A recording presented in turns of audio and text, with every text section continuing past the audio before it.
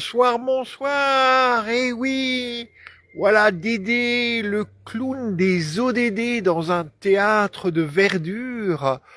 Nous sommes dimanche, si je ne me trompe pas, le 26 avril. C'est ODD au déjà dimanche. Quelques minutes pour se mobiliser ensemble pour ce magnifique agenda 2030, ces 17 objectifs de développement durable et ces deux promesses transformatrices. Ne laissons personne de côté et atteignons les plus éloignés en premier. Alors, c'est donc avec bien du plaisir dans ces journées qui ressemblent plus à un mois de juin qu'à un mois d'avril en France que on se retrouve et on va se dire quelques mots sur l'actualité de l'agenda 2030 en France, surtout un peu en Europe et dans le monde. Alors, je fais toujours référence à quelques posts qui a eu lieu dans la semaine sur cette page ODD au déjà dimanche. Donc, vous y retournerez en fin de petite vidéo, je l'espère.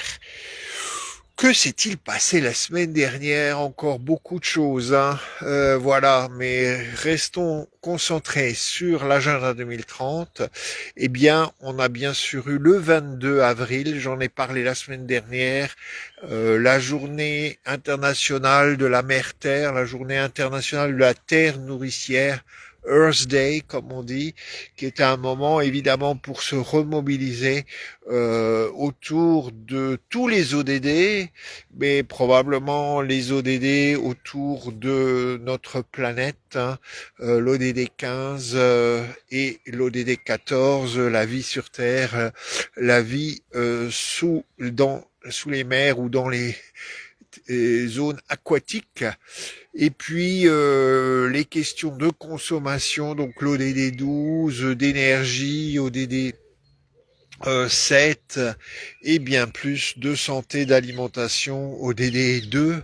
Donc c'était une journée où, je l'espère, nous avons tous pu nous mobiliser donc pour préserver notre planète. Mais patatras! Que s'est-il passé le 24 avril? Eh bien, tous les médias ont annoncé que la France, une des premières en Europe, venait de dépasser ou d'atteindre ce qu'on appelle le jour du dépassement.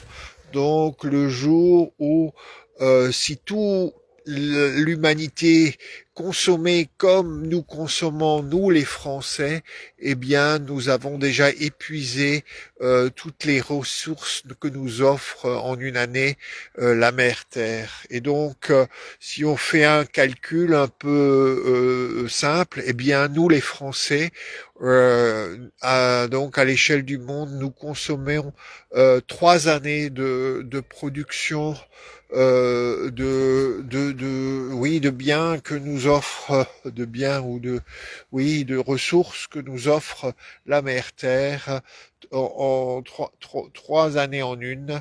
Nous sommes donc pas top du tout. Et nous sommes un des premiers pays en Europe, un des premiers à dépasser donc cette limite annuelle dès le mois d'avril. Donc, on pourrait dire après le 22 et le 24, la mobilisation nécessaire pour préserver notre planète au niveau de la France reste déterminante. Et puis, c'est la journée un peu particulière aujourd'hui qui peut nous faire réfléchir aussi à notre mode de fonctionnement en France, puisque aujourd'hui, bon, non seulement c'est l'anniversaire du massacre et de la destruction de Guernica que certains d'entre vous ont en tête parce qu'ils connaissent le tableau de Pablo Picasso, mais donc c'est un anniversaire terrible à ce niveau-là, et un anniversaire, on pourrait dire encore plus terrible, puisque la plus grande catastrophe nucléaire du XXe siècle s'est passée donc aussi un 26 avril à Tchernobyl. Et on peut se demander si dans ce monde insécuritaire qui est le nôtre, insécurisé, fragile qui est le nôtre aujourd'hui, l'option française du nucléaire pour les 20 ans qui viennent est une option qui est aussi une option de sécurité quand on pense à la fragilité du monde. Donc, beaucoup de grandes questions aujourd'hui entre le nucléaire, la mer nourricière, la terre nourricière que nous épuisons de 3 fois trop vite, et donc ce défi de préparer un développement durable. Alors il y a d'autres nouvelles, on va dire plus mobilisatrices, hein, qui sont devant nous. Alors la première que j'ai déjà signalée la semaine dernière, donc nous sommes dans la période où des acteurs qui se mobilisent pour les ODD et l'agenda 2030 peuvent tenter de gagner plus de visibilité en étant retenus pour ce qu'on appelle donc les prix ODD, les SDGs Awards. Et donc, en gros, si je me trompe pas, c'est jusqu'à la mi-mai que on peut essayer de signaler notre initiative, nos initiatives ODD, ou si vous en connaissez ailleurs que vous voulez mettre en valeur, signaler d'autres qui pourraient être regardés par le jury de ces SDG Awards au niveau des Nations Unies. Donc ça, c'est une première chose. Et puis après, donc la reconnaissance viendra probablement en octobre-novembre avec tous les ans une cérémonie annuelle pour cela. Donc regardez le post qui est en anglais sur les SDG Awards. Il y a aussi des posts en anglais, mais avec des traductions sur ce qui vient de se passer à Genève, donc au niveau de ce qu'on pourrait appeler le bureau régional pour l'Europe des Nations Unies, UNECE, hein, donc le United Nations Europe et quelque chose, puisque vient de se terminer donc vendredi le forum européen de préparation du sommet donc du forum politique de haut niveau du HLPF Agenda 2030 de l'été à New York. Et donc vous pouvez regarder avec une traduction que nous avons fait avec des amis, vous pouvez regarder ça aussi sur la page ODD ou déjà dimanche, donc le fameux forum qui a lieu chaque année au printemps avant le grand forum de New York qui a lieu donc en juillet. Et puis, si on regarde les jours qui viennent, eh bien, évidemment, petit à petit, on se, oh là là, pied, nez, dédé, on s'approche de la fameuse journée ODD 8, donc la journée des travailleurs, la journée du 1er mai et des travailleuses, donc ou des ODD comme l'ODD 5, mais l'ODD 8 évidemment sont discutés donc à l'échelle du monde, donc un 1er mai que l'on espère mobilisé et mobilisateur pour du travail décent, du travail digne, de la reconnaissance, du travail pour tous. Et donc, dans la semaine, il va sûrement y avoir encore toute une série de posts autour de cette journée ODD 8 du 1er mai. Et on en a bien parlé de ce 1er mai dans les derniers jours, au moins au niveau de la France.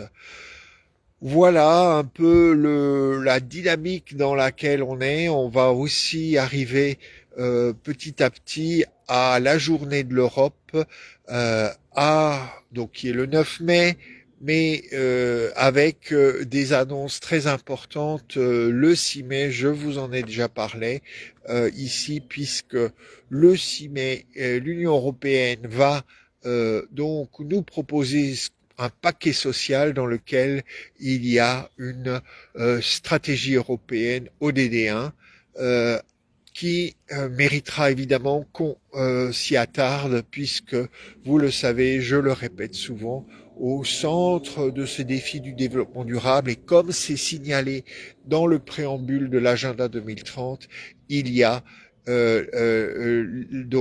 en anglais l'éradication de la pauvreté sous toutes ses formes, l'élimination de la pauvreté sous toutes ses formes et partout d'ici 2030. Donc, les semaines qui viennent seront aussi des semaines ODD 1 et toutes les ODD liées à l'ODD 1, que ce soit l'éducation, la santé, l'alimentation, le travail, le logement, parce que dans le paquet social, il y aura non seulement, donc l'ODD 11, il y aura non seulement une stratégie ODD 1, mais il y aura aussi une recommandation, on va dire ODD 11, contre l'exclusion du logement.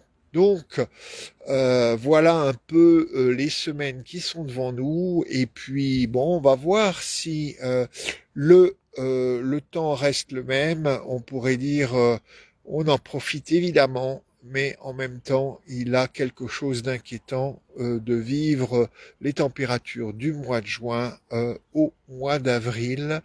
Voilà, vous verrez, il y a une carte autour des températures sur la page ODD déjà dimanche. Il y a aussi un post des Nations Unies qui indique le montant des investissements qui pourraient être nécessaires d'ici 2030 pour la réalisation de l'ensemble de l'agenda.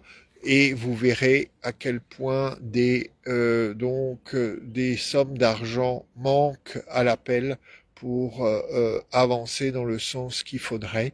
Donc, encore une fois, c'est à nous citoyens de nous mobiliser pour que nos gouvernements, eux, sentent que l'attente est là pour une mobilisation nationale, régionale, mondiale.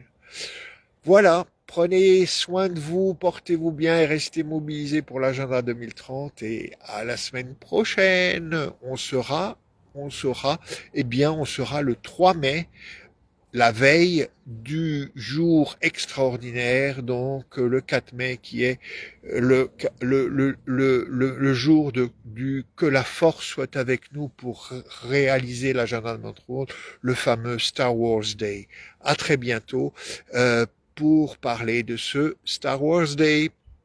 Donc, oui, que la force soit avec nous.